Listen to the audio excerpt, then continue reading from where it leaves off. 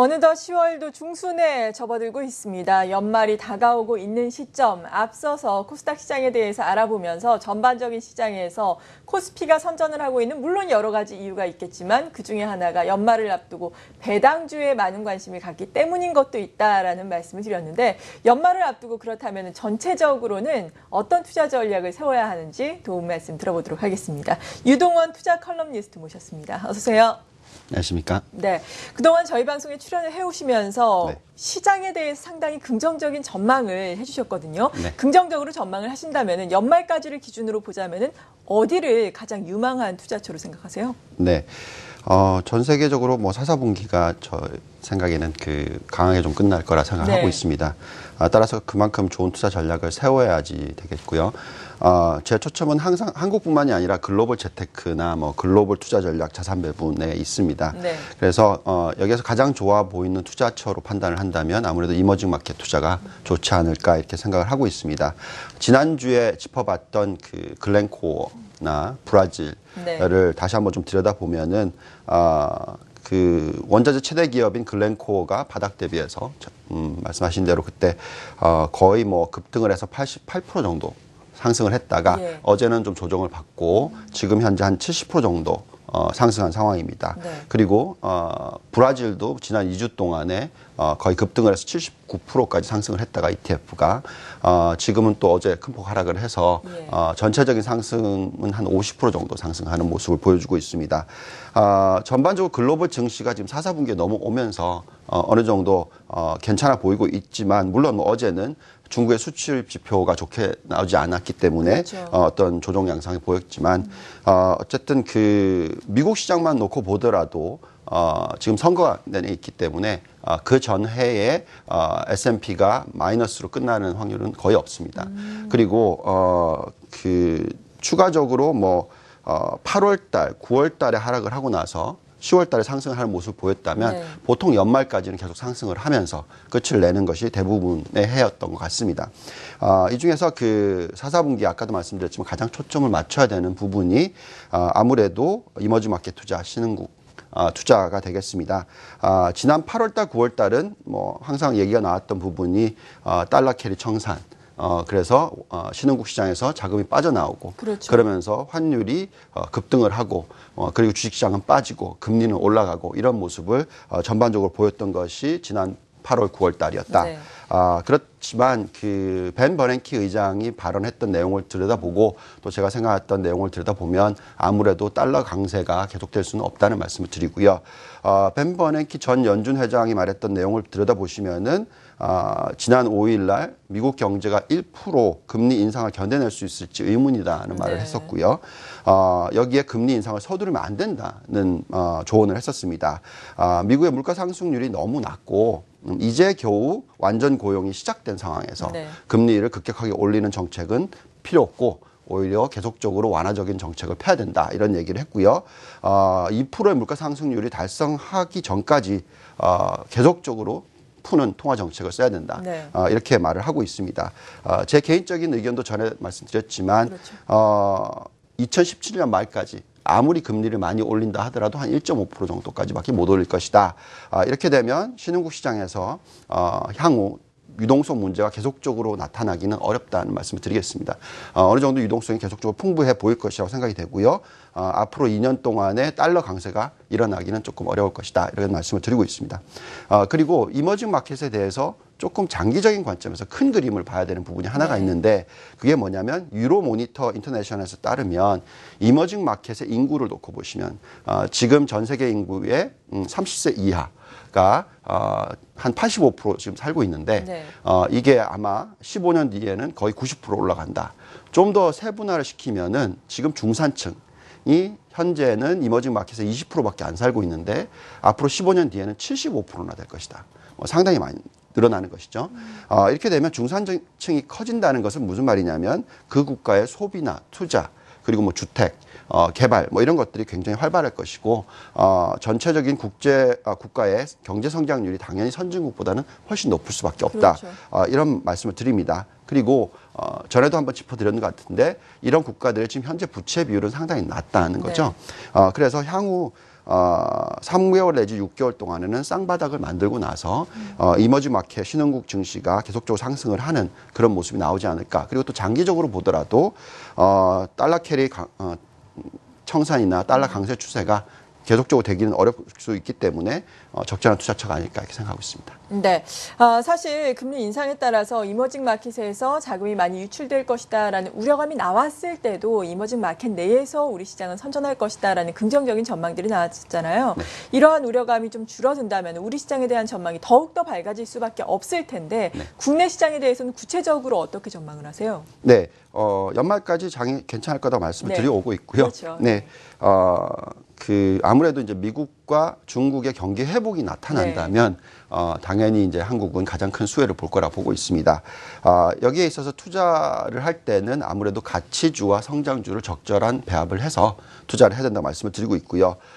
제가 지금 세운 투자 전략은 그 가치주 5개 업종이 있습니다. 네. 보시면 이제 건설, 철강, 그리고 자동차가 이제 제가 돌리는 모델들 중에서 가장 많이 올라오는 업종이고요. 네. 여기에 나머지 뭐 에너지 화학과 조선이 매력이 있어 보이는 차트상 또 펀더멘탈상 뭐 어느 정도 괜찮아 보입니다. 예. 그래서 기본적으로는 이들 업종에 인덱스가 있습니다. 뭐 아시겠지만 코덱스, 건설, 철강, 자동차, 에너지 화학, 뭐 조선 이렇게 있고요. 네. 그러면 이제 이 전체 포트폴리오 중에서 이들 업종에 한 70% 정도를 투자를 해야 된다고 말씀을 드리고 있고 나머지 30%를 성장주에 투자를 하는 그런 전략을 펴야 된다고 말씀을 드려오고 있습니다. 그 30% 투자는 3분의 1씩 나눠서 네. 뭐 바이오에 3분의 1 그리고 뭐 인터넷 게임 관련 등등의 IT에 또 10% 그러니까 3분의 1 그리고 기타에 뭐 10% 이런 식으로 투자를 하는 것이 좋겠다. 그리고 인덱스 투자보다 좀 더 섬세한 투자 전략으로 편다면 네. 각 업종, 가치주 업종에 한 종목씩 골라서 대표적으로? 5개, 네, 그렇죠. 5개 종목이 되겠고, 그다음에 성장주에도 3개를 골라서 그럼 총 8개가 되겠죠. 그래서 네. 가치주 5개에 70% 투자, 그리고 성장주 3개에 30% 투자를 하면 괜찮은 수익률을 올리지 않을까. 이게 제 개인적인 향후 3개월 정도의 투자 전략입니다. 네, 그렇군요. 네. 오늘은 상당히 자세하게 투자의 포트폴리오까지 정의를 해주셨습니다. 포트폴리오 여러분께서 다시 한번 보고 싶으시다면 저희 한국경제TV 홈페이지를 통해서도 확인을 해보실 수 있으니까 활용을 해보시기 바라고요. 전반적인 지수 자체는 어느 정도로 전망을 하세요? 네, 코스닥의 적정 지수 예. 전에 말씀드렸던 것 같은데 한 752가 넘는다고 판단하고 있고요. 네. 코스피의 적정 가격은 적어도 한 2,330 정도가 된다고 말씀을 드리고 있습니다. 뭐 이제부터 다음 달 초까지 한 3, 4분기 실적들이 계속 나올 테고요. 네. 이렇게 되면은 업종들 중에서 실적이 좋아지고 PBR이나 PSR이나 PER이 낮은 회사들을 골라내서 투자를 한다면 아마 2015년은 좋은 수익이 나지 않을까 생각하고 있습니다. 네. 그리고 아마도 여러분께서 개인 투자자의 입장에서 상당히 관심이 많은 뭐 섹터를 꼽으라면은 성장주 중에서도 바이오 섹터가 아닐까 싶어요. 네. 물론 미국의 바이오 섹터를 그대로 우리가 따라가는 건 아니지만 최근 미국 시장에서도 이 바이오 섹터가 상당히 지금 부침이 강하잖아요. 네. 상승과 하락을 계속해서 오가는 가운데 차트를 보면은 약간 우하향 추세인데 이 바이오 쪽은 어떻게 봐야 될까요? 네. 한국을 선진국에 포함을 시켜서 예. 본다면 당연히 바이오 투자를 안 할 수는 없다 이런 생각을 하고 있습니다. 예. 하지만 그 한국의 지금 바이오 제약의 평균 PER이나 PBR을 놓고 보시면 네. PER이 30배, PBR이 뭐 3배. 그렇죠? 그리고 또 바이오만 놓고 보면 예. PER이 100배, PBR이 10배 뭐 이런 종목들도 수두룩합니다. 그렇죠. 그렇기 때문에 투자가 굉장히 꺼려지는 건 사실이죠. 네. 하지만 지금 보시면은 이제 장기적으로 헬스케어 업종은 들여다봐야 된다. 왜냐하면 이제 선진국 사회라는 것은 100세 시대라는 거죠. 그렇기 때문에 이제 제약이 개발이 되고 또 인구 고령화가 지속되면서 투자를 안 할 수는 없다 이런 말씀을 드리고요. 이렇다면은 분산 투자를 하셔야 되는데 네. 이렇게 되면 아무래도 업종을 투자를 하셔야 되고 이렇다면 이제 ETF들이 있습니다. 그래서 그리고 또 한국만 초점을 맞추지 마시고 예. 글로벌 헬스케어 펀드들이 있습니다. 한국에서도 아마 메리츠나 뭐 동부나 그다음에 한화에서 네. 이런 펀드들 런치를 했던 것 같고요. 이렇다면 이제 전체 포트폴리오에서 성장주의 30%를 투자를 해야 된다고 했죠. 네. 이 중에 한 10% 정도, 30% 정도죠. 그러니까 전체 포트폴리오로 따지면 한 10% 정도 투자를 하는 전략이 좋지 않을까 이렇게 생각하고 있습니다. 네. 그리고 또 실적 시즌이니까 아무래도 실적 호전주에 우리가 관심을 갖게 마련인데 실적 호전 업종 내에서는 어떤 업종에 가장 관심을 가지고 계세요? 네. 뭐 개인적으로 가장 관심을 갖고 있는 것은 아무래도 건설 쪽이 되겠습니다. 전반적으로 그 국내에 수주라든지 전체적인 마진이 좋게 나오고 있고요. 네. 해외 쪽 수주도 대형 건설사 같은 경우에는 뭐 괜찮게 지금 나오고 있습니다. 그리고 발류에이션상으로 놓고 계산을 해보더라도 PB 개념으로 뭐 0.5배 정도밖에 되지 않기 때문에 네. 기본적으로 이익 성장률이 나오고 PER이나 PBR이 낮다면 어느 정도 연말까지는 좋은 업종이 되지 않을까 이렇게 생각을 하고 있습니다. 네.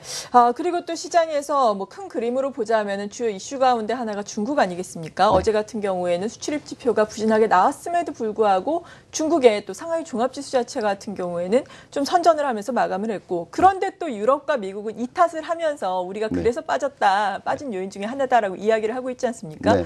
오늘도 중요한 또 물가 지수가 발표가 됐는데 이러한 부분들 중국의 경제 지표 이에 따라서 또 생성될 수 있는 경기 부양책에 대한 기대감 같은 경우에는 종합적으로 어떻게 봐야 될까요? 네, 지금 중국을 보시면은 수출 지표만 놓고 보시면 수출은 괜찮게 나왔습니다. 그렇다는 건 무슨 말이냐면 중국만 놓고 보면 좋다는 거죠. 네. 근데 수입이 안 좋다는 거죠. 그러면 그만큼 다른 국가들이 수출을 하는 데 있어서 어려움을 겪고 있다는 것입니다. 그래서 중국이 그만큼 수입을 안 하기 때문에 마이너스 20% 이상의 숫자가 나오고 있기 때문에 그만큼 이제 원자재 국가라든지 원자재 관련 회사라든지 이머징 마켓들이 조정을 받는 그런 양상을 보였습니다. 네. 결국은 부양책이 중요하죠. 이 부양책을 일으킨다는 것은 그만큼 중국의 소비를 확대시킨다는 얘기입니다. 이러한 정책이 지금 뭐 하나 나왔던 것은 아무래도 이제 가계대출이나 뭐 담보대출을 늘려주는 현상. 대출을 더 늘려주면 당연히 국내 소비는 늘어납니다.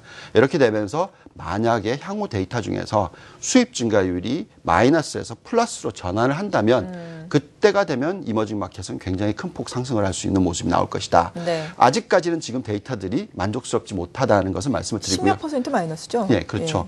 그렇기 때문에 앞으로 어떤 부양책이 나와서 얼마나 소비를 확대시켜야 되느냐 이 부분을 가장 초점을 맞추셔야 되는데 이것을 일으켜낼 수 있는 가장 큰 부분이 뭐냐? 그게 가계대출 부분입니다.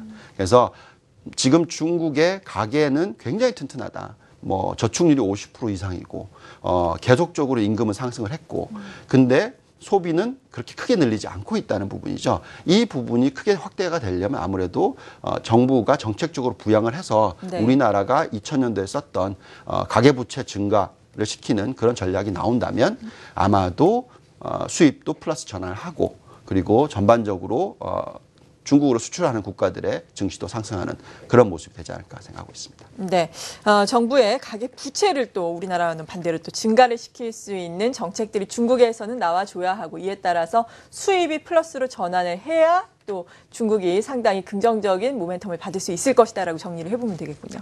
네, 오늘 전반적으로 연말까지의 시장 예상을 해보면서 이에 따른 포트폴리오 투자 전략까지 자세하게 정리를 해봤습니다. 유동원 투자 컬럼니스트와 함께했습니다. 감사합니다.